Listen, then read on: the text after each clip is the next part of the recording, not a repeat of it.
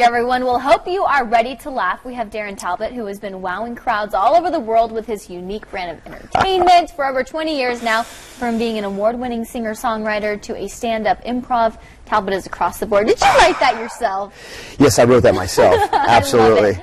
I love it. So yeah. tell us about your comedy. You went from singer-songwriter to stand-up comedian. What kind of transition was that? Well, when I was young, my mom wanted me to be a comedian. My dad wanted me to go to business school, naturally. Okay. And then I decided that I wanted to be the next James Taylor, so I thought I'd get more girls that way. So, there you go. And then actually, over the time, my singing and writing songs and the comedy sort of just kind of melted into each other, and they became one thing.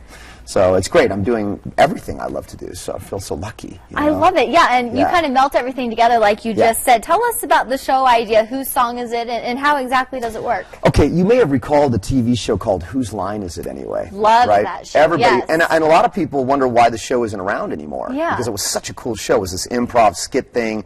Plus, it was Drew Carey, and they would take the ideas out of the crowd, and people would just come up right on the spot. And so that's what I'm doing, but I'm really focusing on the song aspect of it. Okay. So I might take, like, what I'll do Saturday is do something like this. I'll go to the crowd, and I'll say, okay, give me 5 ideas, and I'll give them a subject matter. I might say something like Donald Trump.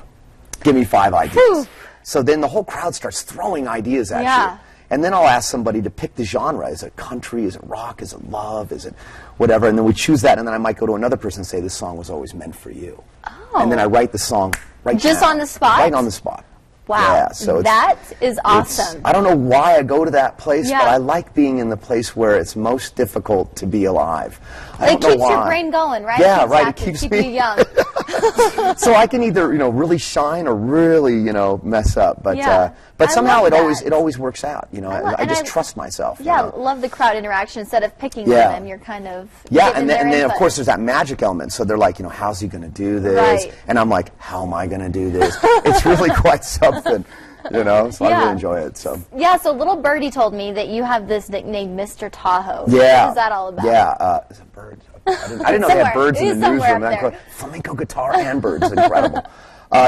For years I made a thing called Around Tahoe, which is a self-guided tour for driving around the lake. Oh, hey, and it tells you the whole story of Lake Tahoe from your car. No way. Yeah, and I developed that into an app, which we just made this year, and you can download it on your phone, and it's in GPS as you drive around the lake. Where can people go to get it? They can get that at AroundTahoe.com. AroundTahoe.com. Yeah. So I've made 4 CDs about Tahoe, songs about Tahoe and everything. Cool. So over the years, I did 7 years on the MS Dixie, being the tour guide to Emerald Bay and back. So, wow. So what an awesome journey you've had so far. I do everything but juggle and play with fire. There you go. That's there you go. Well, let's pull up where you're going to be so people can check you out tomorrow night, 8:30.